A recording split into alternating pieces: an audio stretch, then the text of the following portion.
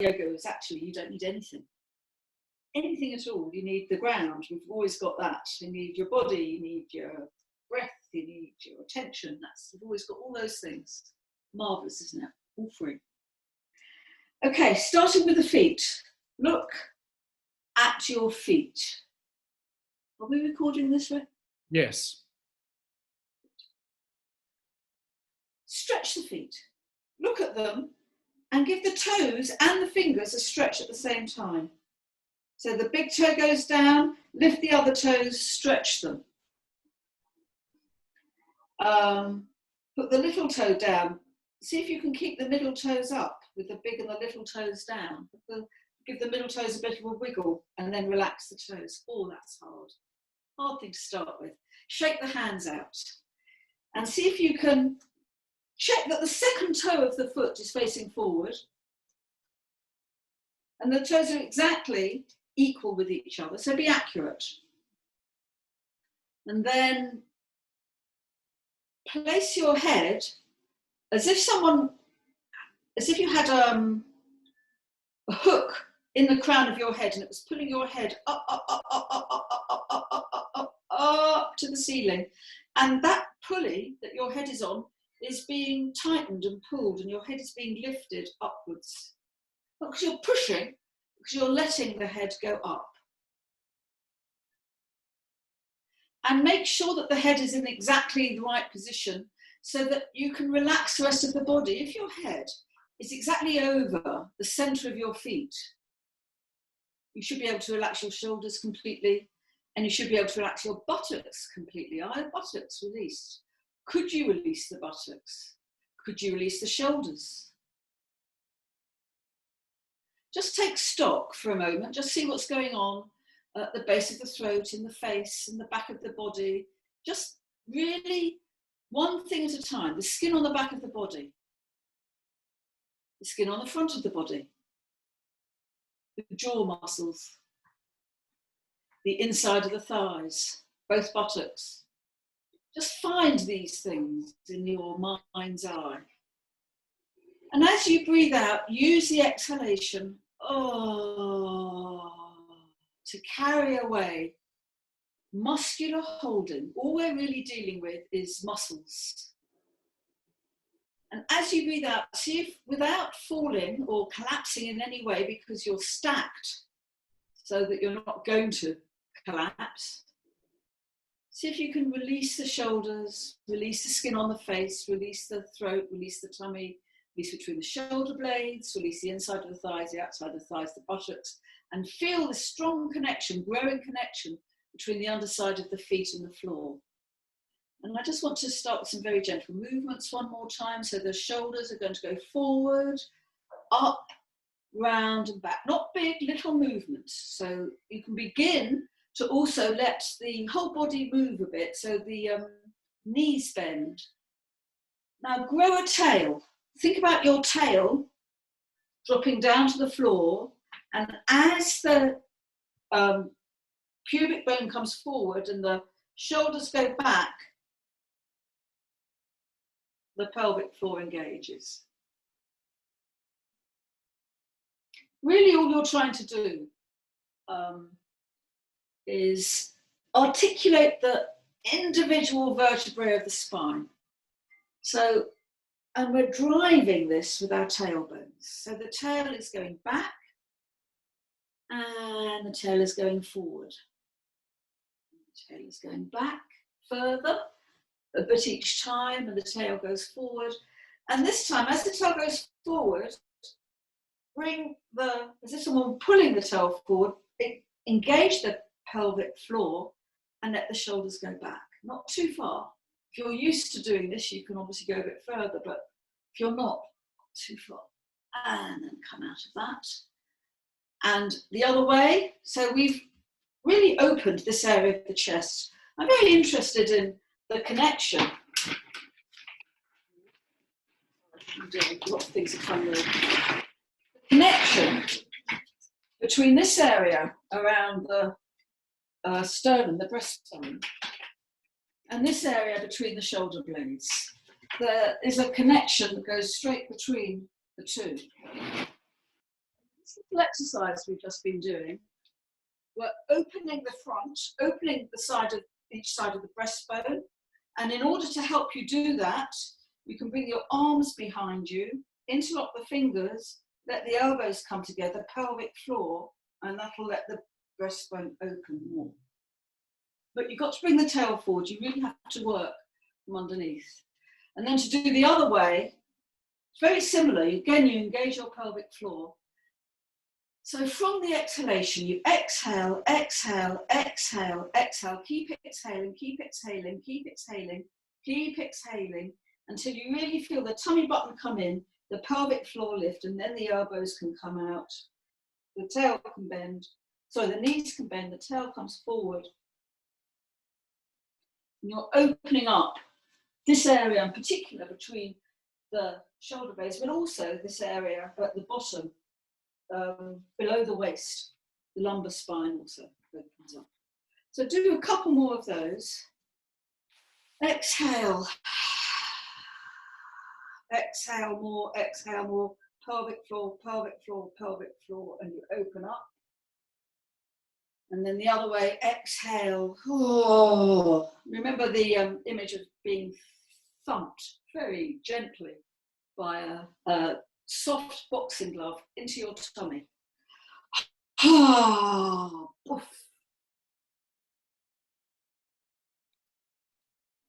you bend over around the massive, really open sideways to the spine. That looks great. Yeah, good. Come up. And just shake out. Let's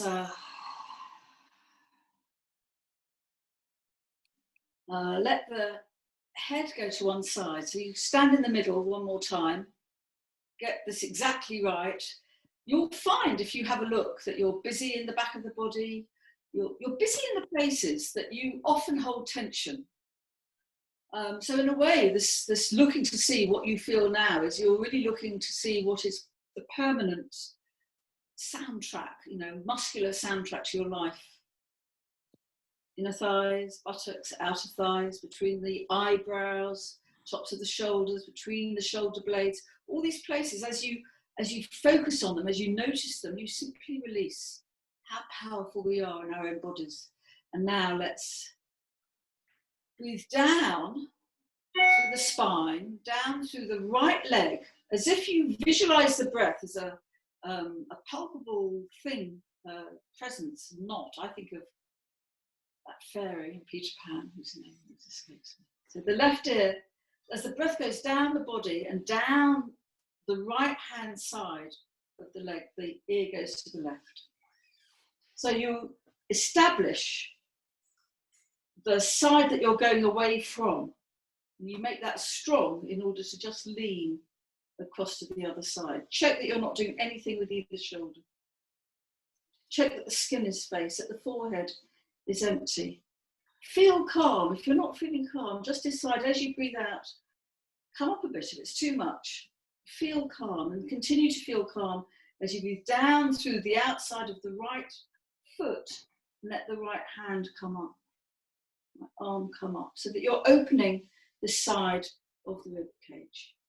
If it doesn't go all the way, if you've got a shoulder problem, then be careful with it. You can, if you've got a shoulder problem, also, if it helps, do it with the arm bent. And then if you're okay with this, bring the arm over the head. Make sure that you're not hurting yourself with the shoulder, with the tummy, with the buttock. Check that you haven't got collateral damage coming, and come up a bit taller. Relax that arm. Breathing down. Now, we want each breath to really be effective. So you visualize the breath as if it starts at the back of the neck, goes down through the center of the spine. That is in itself it takes a little while to get the hang of visualizing.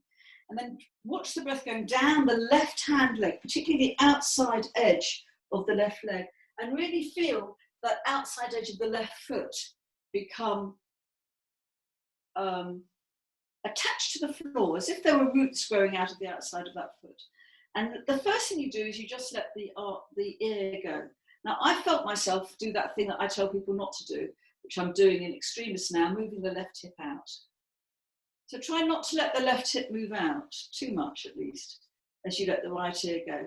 Try not to let the left shoulder come into action. Try not to let the right shoulder help. The right shoulder wants to drop away from the ear. As you breathe out, really focus on the stretch, which is going on at the top of the left shoulder now and the bottom of the left neck. And just be very careful with this and negotiate with yourself the very slow release that goes on in this very sensitive area where the neck meets the shoulder. Check that you're not frowning. Let the arm come up. You can check that it's square by looking at it, and then let the head go. And then you can let the arm. Now, outside edge of the left foot, left hip, left outside edge of foot. And that's where the root is, the pin is coming from that the elastic can stretch from. One of my key analogies. And come out of that. Let's move the hips. Little circles. So keep the head still. Head as if the head were in a vice. Just painting the inside of a pot. I know this sounds weird. Hula hooping in slow motion, maybe. I don't know. And then back the other way. Completely still head. And see if you can move the rest of the body in little circles. And complete circles all the way around. Very good. Good. And let's just do a little bit of, well, I don't say it actually. Okay, I'm going to say it. Downhill skiing. I've never been skiing, clearly. Actually, I think that I've got some bits of oil stuck on the fingertips. And as I breathe out, the arms go down. And I try to drop the bits of oil off the bottom of my fingertips. Really let the arms go freely. They're ropes that are attached to the body. They're not very loosely. They're on those twirly bolts. And they just swing. And really let the bum go back. Really completely. As you breathe out, you go down. I'll breathe very loudly.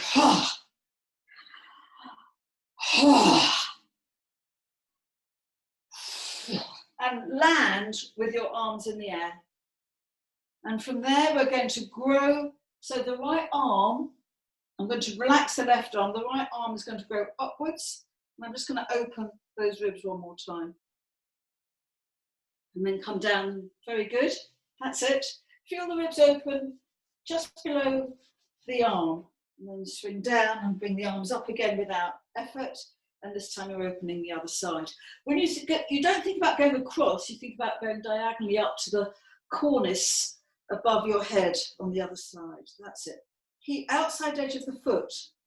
Remember the outside edge of the foot. And then rest. Okay, I think we might be ready to start. I'm going to turn the way of my mat, but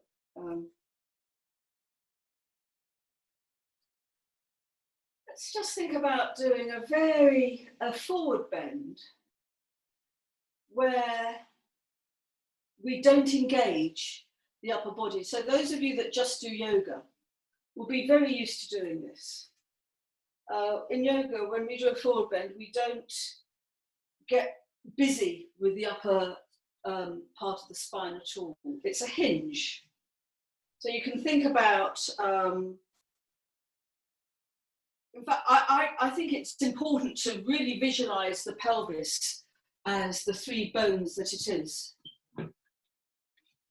So for those of you who aren't completely familiar, the pelvis is not one thing. The pelvis forms itself of the sacrum, which is the bottom section of the spine. And then you've got the two hip bones, the two iliac bones, hip bones, and they're separate. And when we do a forward bend, one of the things that one of the reasons that we do it by hinging in yoga is that we're trying to give ourselves space each side of the sacrum. So find your pulley. Be very calm. Just as you breathe out, just allow the tension that the muscular tension that you feel in the shoulders, in the face, in the back and the front of the body, you feel it down, down, down.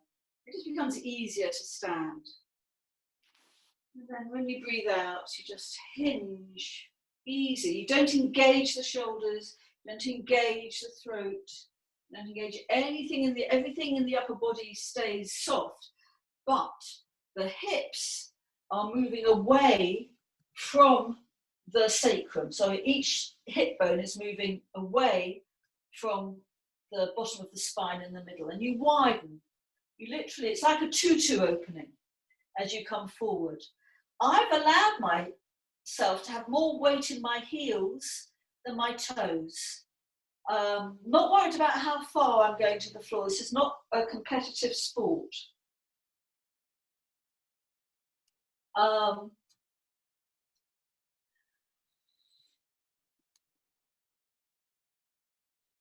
When you're down, as far as you can comfortably go, you can feel the tension in your legs in a level that you can live alongside it. If you can, you adjust the weight underneath your feet. So I'm looking at the soles of my feet to see whether my legs are straight, and I can feel that I need to move more weight onto the balls of the feet and the toes in order for the legs to be square to the floor. If you want to, you can use something to put your hands on. You can fold the arms. You can have your hands on your back, just resting. Whatever is the most comfortable for you. And just see if you can come back to, those of you who were with me on Friday, riding the wave of release with the exhalation. So as you breathe out,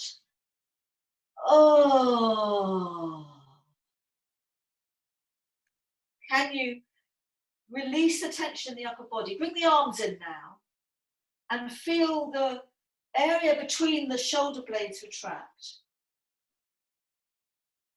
Bring the head, as if you're feeding the head back into the spine. So you come up into a kind of a table, a 90 degree, and then bend knees. Come back into standing. I just want to point out for you, I'll just do this very quickly, as you can see me for once, unusual for my class. Just if you look at this, think about this area between the shoulder blades. If you reach down and your hands are going forward, this area will come out. And the further you go, the more this area is going to bulge. It's just how the structure of the body works. That's fine, there's nothing wrong with that. It'd just be nice to be able to control these things and to have the knowledge of what we're doing. So try one more, but before you do it, just watch this. The hands go forward naturally, and then you are going to attract this lump between your shoulder blades by bringing the elbows up, engaging the pelvic floor, bringing the elbows up. The elbows have to be level really with the torso in order for this bit to attract, and the head is level with the spine. So you guys have a go at that and I'll look. So come into a forward bend first of all. Lovely. Take your time. See if you can resist the urge to tense your shoulders with the exhalation. Good, and then retract now. Bring up the elbows and feel that you're retracting like your shark's fin. I call it the dorsal fin. Lovely, fantastic. Fantastic, good. Yes, yes, yes, yes, yes, yes, yes. Good, and then come up. Great. Well done. Let's do a balance. I don't want to keep on going up and down the mat. I've got a couple of people here who don't like that, I know anyway. If you were to start by balance, I mean, I've never done a balance before. If I work with people who haven't done balancing 4. I start always with a foot on the ground. And in fact, I sometimes, my own balance is not so good, I do this as well. So if you come and stand, let's say on our left foot, first foot, we talk about my left. You have all the weight going down through the left-hand side, but you just keep the right foot on the ground as a kind of a stabilizer. And you make sure that this hip, the hip of the standing leg, is really tucked in and over the standing foot. The head has got to be in position. And then, as you breathe out, visualize the breath going down through the spine, down through the standing leg and out into the ground. And the standing foot seems to grow bigger and spongier. And the leg is part of the ground itself. And if you feel that this other foot can come off without it being any kind of angst in the shoulders, still breathing, relaxing the back of the neck. Maybe you can even grow a bit, become a bit taller. It is work. You should be feeling this in the standing leg, but not in the soft leg, not in the soft buttock, and not in the shoulders. Lovely, well done. Other side. I mean, there's a degree of, one is working the brain when one does balances. New Scientist talks a lot about how balance is good for the brain, but we also actually working the standing leg. You know, it's hard work, it's good training in that sense. So think about I always talk about the teenage hip. This is what I think of as a teenage hip. I used to do it myself, stand with the hip out with both hands on it. Keep that hip in. Place your body all over the foot. So the placement of the head is ever so important. The shoulders want to be empty. And you can keep the other foot on the floor as a stabilizer if you're used to doing this, and obviously just come into a balance. But just a balance, not a position. We're just standing. As you breathe out, can you release some tension from the body? Can you feel the fascia beneath the skin begin to unravel? Some of you will be able to do that. If you think about the standing leg becoming stronger, roots going, so you breathe down through the spine, down through the standing leg, out into the ground, roots grow out of this massive standing foot. And it becomes really a very simple matter for you to just rest. Make sure that the shoulders are also resting.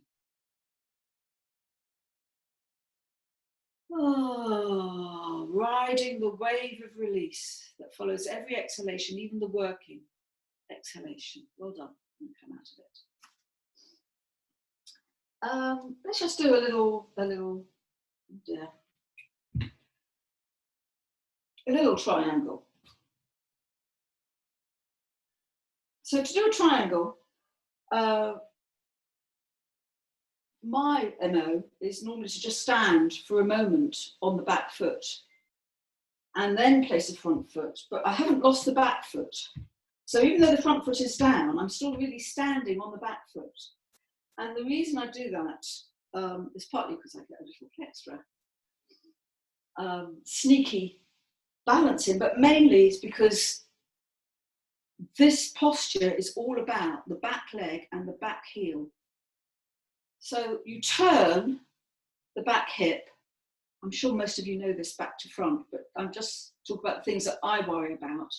Rotate the knees. The knees, it's really important to protect your knees, that the thighs rotate, and this is really the hard work of the pose. So the back knee rotates to its own little toe, and the front knee rotates to its own little toe, rather like a mangle. Those of you who remember a mangle, opening outwards. Come to the outside edge of both feet. Let the arms come up to shoulder height. Now, the mantra, back heel, just shoulder height, no higher. A few of you gone a bit higher. Good. See if you can relax the shoulders. Back heel, back heel, back heel, back heel. You go push from the back heel over the front foot, release the front arm, and then keeping your eye on this back hip, rotate the back arm up, just to perpendicular, and make sure that you've released this bottom arm. And ideally, if you're a beginner, you can rest on the knee, but ideally you're not resting on the knee, or ideally you're letting that bottom arm go. And this back hip is exactly in position. The neck is, back of the neck is soft, and the knees are rotated, being calm. Oh, back heel, back leg, back leg, back leg, back heel, back leg. Everything else is soft. If you've had enough, you can come up. If you are used to doing a lot of yoga, you might want to slide down the leg all the way down, all the way down, all the way down, just see as far as you go. And now you'll not do a triangle. Instead, this is a hamstring stretch, rather a nice sideways hamstring stretch. Okay, come on. Out of that. I don't just, the way I was taught actually was just to swap the feet, but I think it's better to establish the back heel again. If I were drawing a line, the back heel's at 45-degree angle, and if I were drawing a line, balance, and then drawing a line from the middle of the front heel, it would hit the instep of the back foot. So turn the the back hip towards its own foot. That's really the move, the critical move of the posture. The arms and all the rest of it, neither here nor there in reality. It's all about this hip. So this hip goes back, and then that's going to pull on the inside of the front knee. So you need to correct the damage that you've done before you do anything else. Make sure that you rotate that knee round to its own little toe. When you've done that, the arm should be able to come up softly. Rest on invisible cushions. Some of you may have seen that visual. See if you can relax the shoulders. And watch yourself doing this rather than being in the trenches. You're watching yourself coming forward, back heel, back heel, back heel, back heel, back leg, that means. Drop the front arm, let the top arm come up. Try not to move this back hip. It means you're not going to go down very far, but what we're really doing is we're opening in a really interesting way these upper ribs. Then back heel, back heel, back heel, back heel, losing the triangle in the sense that the hips go out and you go all the way down the leg, you slide down the leg towards the floor. And this is just and you don't even have to have the arm up. You can have the arm up, you can rest the arm in this. If you're resting the arm, you still lift the shoulder there, because we're trying to open this area around the sternum. Emptying the back of the neck. Back heel, back heel. You see, in this position, you're more likely to lose the back heel, so you really have to work at holding it there. And come on. And come out. Oh dear, time does march. We do these short classes. Let's go on to our hands and knees. I want to look at a cat. And this is directly following on from Friday. So on Friday, we did some deep yoga breathing. And the cat is really the physical manifestation of the deep yoga breathing. So put your fingers and hands down as carefully as you would place your middle finger forward, other fingers open, or the palm of the hand on the floor. Some other point we might come back to doing some hand stuff. If you're in my class, you can, feel free to practice that at any time. Good thing to do at least once a week, really.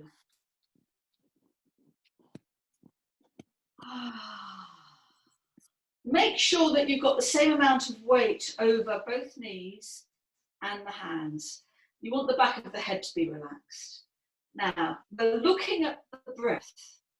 Our own breath, and we're following our own breath with movement. I'm going to breathe loudly. In reality, when you do yoga, you should almost never hear your own breath. If you're breathing that hard enough to hear it, you're probably breathing a bit too hard, and all breaths happen through the nose. However, having said that, as you breathe out, the diaphragm lifts, the tummy button comes in, the tail comes forward, and you arch the back. We did this standing at the beginning of the class. As you breathe in as if someone were pulling your tail behind you. The tail gets pulled back, back, back, back, back, back, back, back, back, back, back. And you come up the other way. As you breathe out, if you want to breathe faster, you move faster. Like this.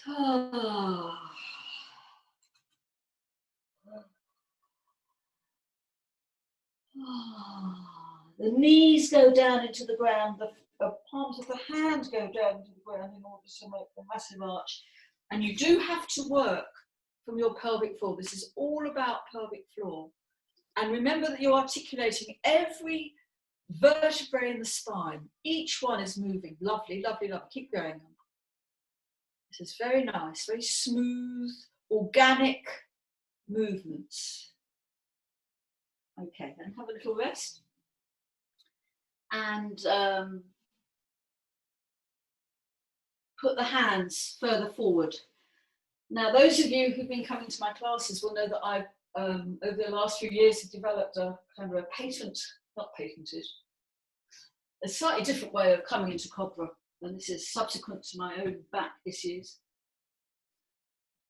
What I discovered is that if you come into Cobra from the cat, it's much safer and less traumatic.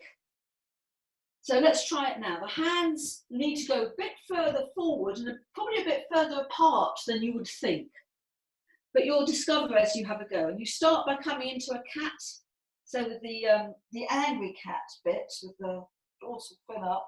And then you keep going forward until the weight goes onto your hands. And you keep going forward, the pelvic, pubic bones going down and the shoulders go back and the chest opens. And you come into a Cobra. And what I want to say about Cobra, so that keep going, I'll have a look at what you're doing. I'll try it one more time in front of the camera. I want to say about Cobra is the bit of the Cobra that is the face of the Cobra is actually your chest. It's not your face lifting because that will just stretch and tighten the throat. It's all about opening the chest from the pelvic floor. That looks great. Yes. Yes, yes, yes, yes, yes. Keep going. This is a bit of work. If you find that it's hurting your back, move your hands further away or stop. If you find it's just a bit too easy, you can bring your hands a bit closer in. Pelvic floor, pelvic floor, pelvic floor, pelvic floor, pelvic floor. Exhale, pelvic floor, exhale, shoulders back, exhale, pelvic floor.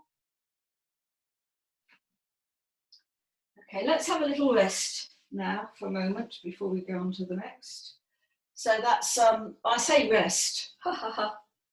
For those of you, I mean, you can just do whatever comfortable resting position is for you. If this is easy for you, then the toes go, we're doing frog. Toes together, knees wide into frog. And the hands can be under your head or in front of you.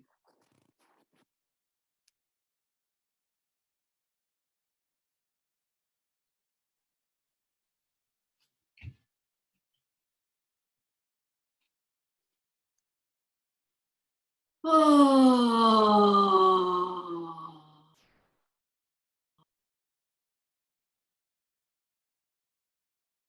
Oh. Okay, not quite at resting yet. Come up and let's have a look at a dog pose. Now, a couple of you I know don't do dog pose. If you don't do dog pose or don't feel like doing dog pose today, then please find a surface where you can put your hands on, a chair, a shelf, anything you've got close to hand. This is what I have close to hand. You might see me better here. And do one of these. And then have a rest and then do another one. And then have a rest and then do another one. You can do as many of those as you want. The rest of us,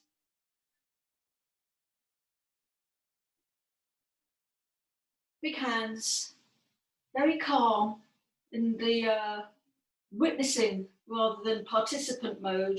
You might feel like you're doing this. See if you can turn yourself into a state of mind where you're watching yourself doing this, where you feel slightly dispassionate and disassociated from what you're doing. If you have any angst about what's coming, then do the half dog. Otherwise, just come off with the knees bent and the heels off the ground and lovely straight arms. And then as you exhale, the boxing glove is coming into your tummy, gently lifting you up, up, up, up, up, up, up, up, up. As you exhale, engage the pelvic floor, engage the diaphragm, feel the tummy button come in. And you're really resting over your boxing glove or some support that's underneath your tummy. And you're not trying to get your heels on the ground. You're trying to be calm. And think about the max. Now someone's got your tail and is pulling your tail and you're giving yourself traction. How long can your spine be? How long can you make your spine? And if it's possible for you and you want to, then you can release the heels down towards the ground as well. Soften the jaw and watch yourself breathe.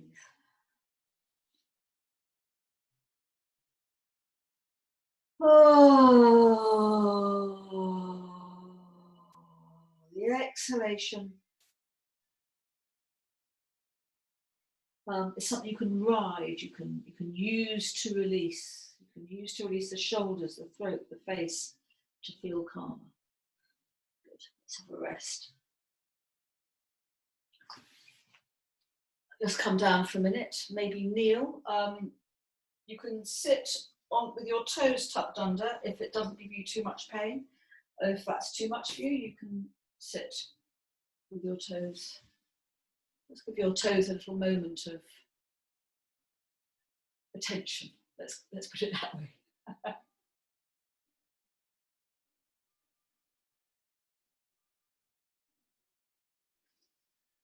Let's come up into a dog pose, but this time it's a much more of a puppy. So slightly shorter distance, not so much distance between the hands and the feet. And this time we're just going to let one heel go down and then the other heel go down. Exhale, one heel goes down. Inhale, exhale, the other heel goes down. You can make this as slow or as fast as your breath is.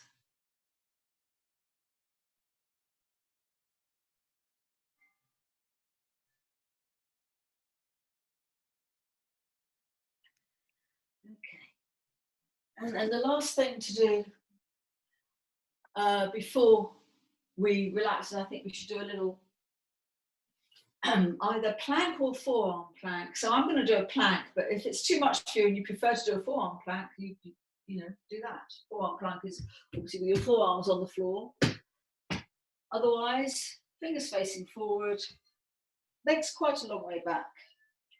So you can see them. You start by looking through your legs and checking that your feet are hip width apart and the full length of the body. And when you're ready, you bring your weight down onto the heels of the hands and drop the tail, drop the tail, drop the tail, drop the tail, drop the tail. I'm a bit too far. Drop the tail. And what you want to avoid is doing anything like that with your hips. You want your hips to go down, down, down, down, down, straight line, and send your heels away. And you want to feel that your legs are working, actually, a bit like billy-o. The legs are really working, but the rest of the upper body is not. The upper body somehow manages to stay calm. 2 more breaths. Oh, send the heels away. The buttocks are engaged. 1 more. And then come out of it. And let's go straight to lying on the back and enjoying lying on the back. You can put something under your head because we're going to do a little twist. I haven't left enough time to do a relaxation as a part of the class, so I'm going to do a little twist, floor twist, and then start your relaxation off and leave you to finish the relaxation on your own.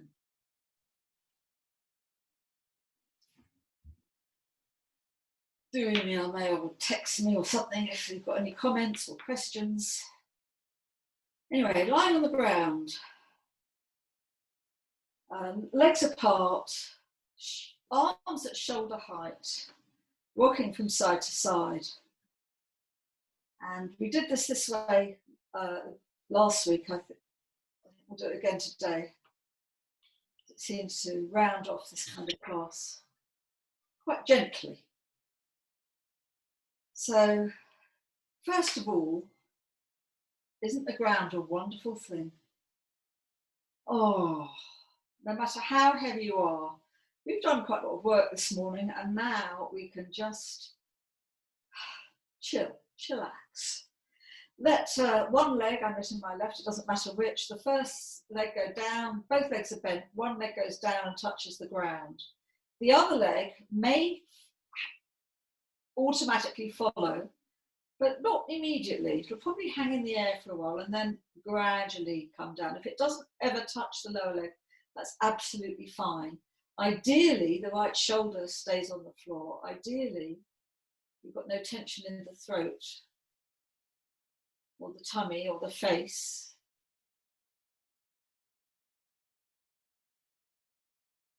And the lower hand touches the leg and just hooks it there. It tethers it so you feel kind of secured.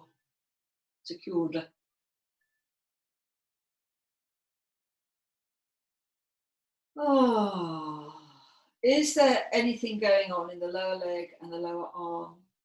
Really, there just shouldn't be, and yet so often there is. And then the very understandable tension that might go on in the arm and the shoulder, the upper shoulder. Can you alleviate it? Is there any, maybe move? Or you can bend the arm. If it's, you can't get rid of the tension. You really want to have a feeling of weight and emptiness in the upper right arm, the upper buttock. Everything is just empty and heavy until this becomes a position for you to watch the breath, your breath. Drives gently, it leaves gently. It's no big deal. It isn't not doing any song and dances or anything. The breath is very ordinary and possibly quite limited, but nevertheless very clear. And you can primarily feel the free lung and the free rib cage, that's the top one. Gently expand as it fills. And I say fill, I don't mean all the way full, just, it fills up a bit as much of the inhalation reaches it. And settles down as you exhale. And I particularly value in this position the ability to feel the back and side ribs as we breathe in. I'll repeat that just in case any of you didn't get it, and then we'll move. So in this position, as you breathe in, really focus on the back ribs and the side ribs and really notice not only the ribs, but the muscles between the ribs and the skin between the ribs. What can you feel there? And then you also feel it settle back down. And I just want you to notice before you move how much more comfortable this feels than it did when we first arrived in the position. Okay, so just when you get comfortable, of course, it's time to move. So the top leg comes up. In a longer class, we might play a bit more with this, but at the moment we're just going to roll over to let the other leg settle on the ground, the arms, and gradually, maybe this upper leg settles towards the lower leg, and maybe it doesn't. If it doesn't, then just leave it hanging.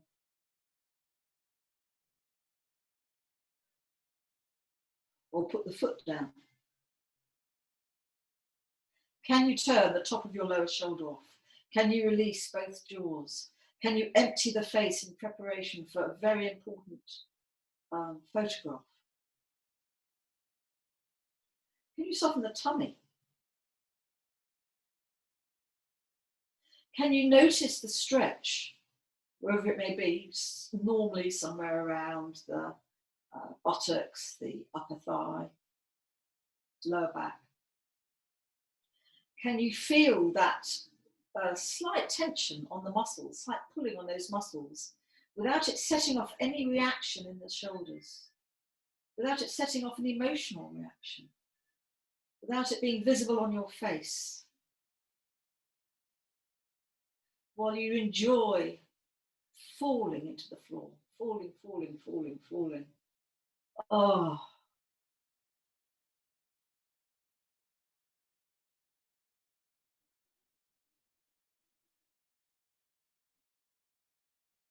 Give the exhalation time to settle and watch the inhalation come in very clearly through your ribs, your lower ribs. One more breath.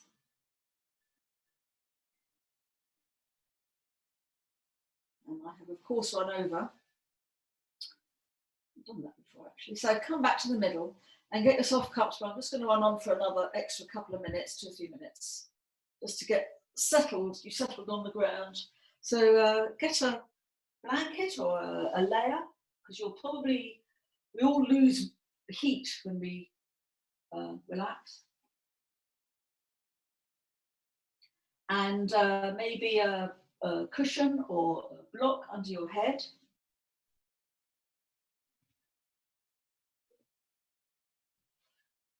Have your legs bent or straight.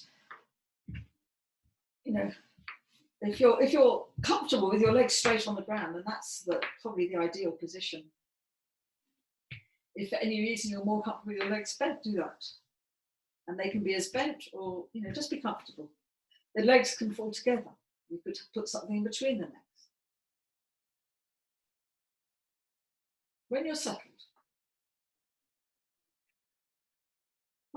give yourself this few minutes of pleasurable resting of every muscle in the body, and you just want to check that you have turned off the muscles, back of the neck, between the eyebrows. Release each eyeball into its socket. Make sure that the lips are empty. The head is a heavy object, that's great. The little circle, little disc of the head that's touching, whatever it's touching, grows. Almost imperceptibly, breath by breath, as we drop, drop, drop, drop, drop, drop, drop, drop. What else could we do but drop? Really, this stuff is too easy. It just doesn't need talking about. It's just obviously there. As we drop, the arms go. Let's just check. We've released the left jaw from the left jaw, the left jaw, the left jaw, the left jaw. I'm repeating it because I really want you to find the left jaw, left hand side neck, top of the left shoulder, the left arm, the left rib cage, the left buttock, the left inner thigh, the left outer thigh, the left hip, the left leg. The whole of the left side of the body is abandoned. The right jaw. So leaving the left body there, settled next to you. See if you can find the right jaw, which is a big, powerful muscle, but it isn't in an obvious place necessarily. Can you find the feeling of your right jaw and release any muscles associated with it? Do you release the right jaw, the right shoulder, right neck, right arm, right armpit, the right rib cage, both collarbones, both shoulder blades are resting on the ground. Right jaw, right buttock, right thigh, right leg, right rib cage. The whole of the right hand side of the body is now abandoned next to you. And there's this tummy bit. So as you breathe in, just check that there's no resistance to the inhalation. The inhalation comes in completely freely. If there was any resistance to the last inhalation, if you've had any tightness in response to that last inhalation, and you need to be very awake to feel these things. So if you feel any resistance as you breathe in, focus on that, the location of that resistance as you breathe out, and soften.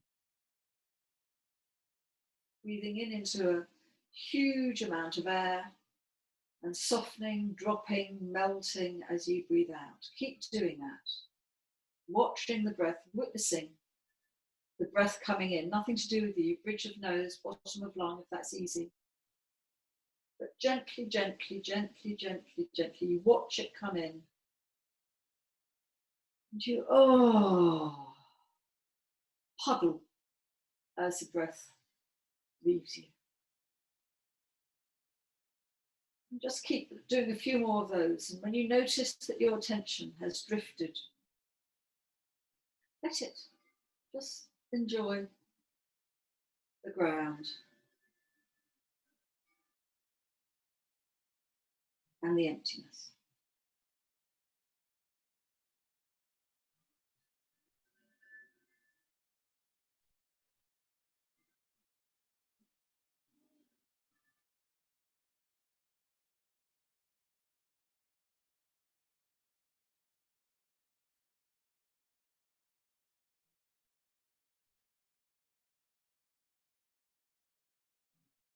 I wish you well